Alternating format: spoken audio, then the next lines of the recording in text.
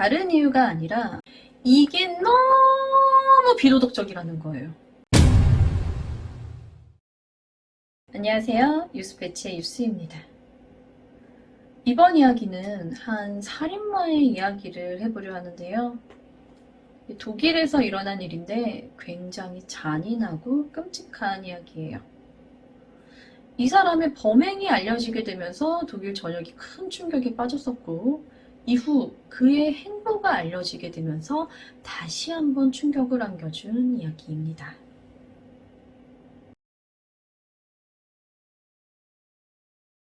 (2001년 2월) 인터넷의 한 커뮤니티에 구인 광고가 올라와요. 안녕, 난 독일의 프랭키라고 해. 난 지금 18살에서 30살 사이에 살해당할 젊은 사람을 찾고 있어. 만약에 당신의 건강상에 문제가 없다면 나에게로 와주길 바래. 그럼 난 당신을 도살해서 당신의 먹음직스러운 고기를 먹을 테니까. 방금 살해당할이라고 했죠. 이 충격적인 부인 광고를 올린 사람의 이름은 아르민 마이베스. 1961년생으로요. 독일 연방군 육군 부사관으로 12년 동안 복무하다 선임 중사로 전역하고 로덴부르크의 데어풀다라는 지역에 살고 있는 남성이었습니다.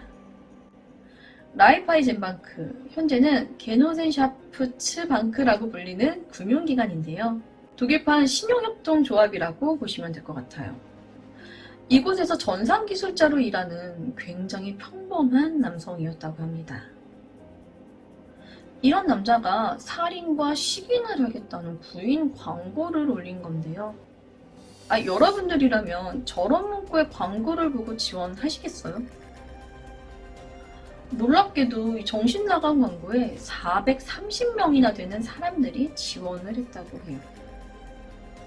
사실 이 광고를 올린 사이트가 식인에 관한 주제를 다루는 인터넷 커뮤니티였는데, 그렇다고 해도 이곳에서 실제로 식인을 했던 사람은 아마 없었을 거예요. 근데 이 당시가 2001년이잖아요. 2001년이면 우리나라에서도 굉장히 유행하던 단어가 하나 있어요. 엽기. 사람들은 이 식인 커뮤니티에 올라온 구이 광고글을 단순히 엽기적인 마케팅의 광고글이라고 생각한 거예요. 그래서 단순 재미나 아니면 어떤 마케팅인지에 관한 호기심으로 재원을 했던 거죠. 마이베스는 430명의 지원자 중 4명을 추려요. 그리고 실제로 만나죠. 마이베스는 이 4사람을 만나서 자신의 계획을 상세히 얘기해줘요. 난 너를 죽일 것이고 너를 먹을 것이야. 단순 역할놀이로 생각했던 3명은 상의 끝에 우리는 먹히지 않겠다고 결정하고 돌아갑니다. 4명이 갔는데? 그럼 1명은 남았다는 거잖아요. 이 남은 한 사람은 당시 42살의 컴퓨터 기술자였던 베른트 위르겐 아르만드 브란데스였는데요. 구인 광고에서는 분명 30살까지라고 했는데 지원자가 없어서인지 이 42살의 브란데스가 최종 선택됩니다. 그리고 이 브란데스는 살인과 식인에 동의하며 모든 것을 준비하고 기꺼이 마이베스의 희생양이 되어줍니다. 실제로 이 브란데스는 마이베스와의 약속 날짜 전까지 자신의 아파트와 차를 팔고 마지막 소원들을 글로 남긴 후 회사에 휴가를 얻어 마이베스를 만나러 갔대요. 2001년 3월 9일 브란데스는 마이베스의 집에서 마이베스와 만남을 가집니다. 먼저 관계를 가졌고 마이베스가 동성애자였다고 해요. 이후 욕실로 그를 데려가 눕힙니다. 그리고는 캠코더로 녹화를 시작하죠. 자, 지금 나오는 얘기는 좀 잔인해요. 비위가 약하신 분이라면 너무 주의 깊게 듣지 않았으면 좋겠습니다. 가장 먼저는 굉장히 의외인데요. 브란데스는 마이베스가 자신을 먹일 것이라는 것에 동의를 했잖아요.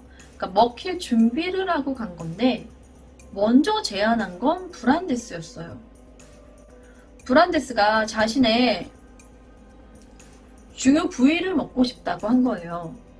이 마이베스가 그 부위를 칼로 도려내서 생으로 브란데스에게 줘요. 근데 또 이걸 또 씹은 브란데스가 너무 질겨서 못 먹겠다는 거예요. 얘가 자상한 건지까지는 모르겠는데 마이베스가 그걸 또 다시 받아다가 요리를 해주는데 이걸 또 태워요. 결국 이 브란데스의 중요 부위는 기르던 개에게 먹이로 줬다고 합니다. 마이베스가 이러고 있는 동안 브란데스는 출혈이 심해지면서 서서히 죽어갔고 결국 마이베스는 브란데스에게 독한 술과 진통제, 수면제를 잔뜩 먹인 후 자신의 도살방으로 끌고 가 목을 찔러 살해합니다. 중요 부위를 드러낼 때 진통제와 수면제를 줬으면 더 좋았을 걸 왜 굳이 그죠? 어쨌든 마이베스는 죽은 브란데스의 시체를 도살장 갈고리에 매단 뒤 해체했고 이 도축된 살점은 냉장고의 피자 상자에 숨겨두고 약 10개월에 걸쳐 각종 요리를 해 먹었다고 합니다. 이후 12월경이라고 하니까 아마 인육이 다 떨어져 갈 쯤인 것 같은데요. 처음 구인 광고를 올린 이 커뮤니티에 자신의 살해 과정을 상세히 적은 글과 사진과 함께 두 번째 구인 광고를 올립니다. 근데 글과 사진까지 올라와 있잖아요. 장난 같았던 처음과는 사뭇 분위기가 달랐죠. 이 글을 목격한 어느 대학생이 경찰에게 신고했고 이로 인해 마이베스는 체포됩니다. 경찰은 마이베스의 집을 압수수색해 아직 다 먹어치우지 못한 브란데스의 인육 일부와 이 살해 과정을 모두 다 담은 비디오 테이프를 찾아내 증거물로 압수합니다. 자, 증거물 확실하고 본인 인정하고 이 마이베스의 유죄 판결은 확실했죠. 그런데 2004년 1월 첫 판결에서 마이베스는 고작 징역 8년 6개월을 선고받아요. 사람을 살해했고 시긴을 했는데 겨우 8년 6개월을 받은 거예요. 재판 당시 마이베스의 변호사는 일단 서로 합의하에 벌어진 일이라는 점을 강조했어요. 물론 카니발리즘, 이 시긴의 행위가 중범죄임에는 확실하지만 독일법에는 카니발리즘에 대한 처벌 조항이 없잖아 라는 점을 들었는데요. 마이베스의 살인은 피해자가 원해서 저지른 것이고 그렇기 때문에 마이베스에게는 자살 방조죄뿐이다 라고 주장한 거죠. 독일에서는 자살 방조죄를 범한 자는 최고 5년의 징역형을 받는다고 해요. 어쨌든 이런 이유로 1심에서 마이베스는 징역 8년 6개월을 선고받아요. 자, 이렇게 되니까 독일 검찰이 이건 절대 인정할 수 없다며 항소하게 되죠. 항소심이 열렸어요. 마이베스 측은 예전과 마찬가지로 자신의 주장을 굽히지 않았죠. 나는 희생자의 존엄을 전혀 훼손하지 않았고 그가 원하는 방식으로 죽음에 도움을 준 것뿐이었다. 나 좀 이 부분은 죄책감을 느끼고 후회를 한다면서 자신을 따라하고 싶은 이들에게 반면교사, 그러니까 이게 어떤 부정적인 면에서 깨달음이나 가르침을 주는 대상인 건데 자기가 이게 돼서 자서전을 쓰겠다고 한 거예요.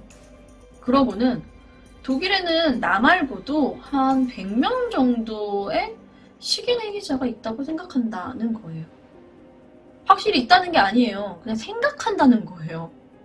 하지만 참고인으로 출석한 이 심리학자가 마이베스는 여전히 젊은 사람들의 시체에 대한 환상을 갖고 있다면서 출소 후 재범의 가능성을 경고했고 실제로 이 마이베스가 두 번째 살인 구인 광고를 내면서 5명의 남자를 더 만났고 이 브란데스처럼 실제로 자신이 먹히길 원하는 사람이 있었지만 마이베스 측에서 네가 너무 뚱뚱해서 안 되겠다고 중단을 했다는 점. 그리고 무엇보다 이 사회 여론이 마이베스가 자신이 저지른 죄에 비해 너무 가벼운 처벌을 받는다며 비난하는 쪽으로 기울어져 있었던 점을 감안해 결국 2006년 5월 프랑크푸르트 법원은 마이베스에게 무기징역을 선고하며 현재도 교도소에 수감되어 있습니다. 이번 이야기는 구인 광고 살인마 마이베스였는데요. 현재는 독일 카셀의 교도소에 수감이 되어 있대요.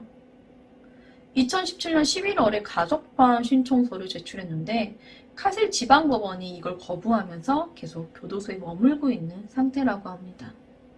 현재 나이가 한국 나이로 치면 62세예요. 요즘 60대를 생각하면 충분히 다시 살인을 저지를 수 있는 피지컬일 것이라는 거죠. 매우 잔인하고 끔찍한 살해 방식으로 전 국민에게 충격을 주었던 마이베스가 교도소 복역 중 또 한 번 충격적인 모습을 보여줘요. 채식주의를 선언한 거예요. 인육을 먹던 사람이 갑자기. 다른 이유가 아니라 현대의 공장식 대량 생산 목축업이 비도덕적이기 때문이라는데요. 식용소나 돼지 등 식용으로 쓰이는 동물들은 보통 움직일 공간도 충분하지 못하니 우리 내에서 평생을 지내다가 도축을 당하게 되는데 이게 너무 비도덕적이라는 거예요. 그래서 살인을 하고 인육을 섭취하던 자신은 채식을 하겠다며 채식주의를 선언했다고 합니다. 끝으로 이 충격적인 사건은 이후 영화 로텐부르크의 모티브가 됩니다. 이번 영상에서 쓰인 사진들도 이 로텐부르크 영화에서 따온 장면들이 몇 가지 있고요.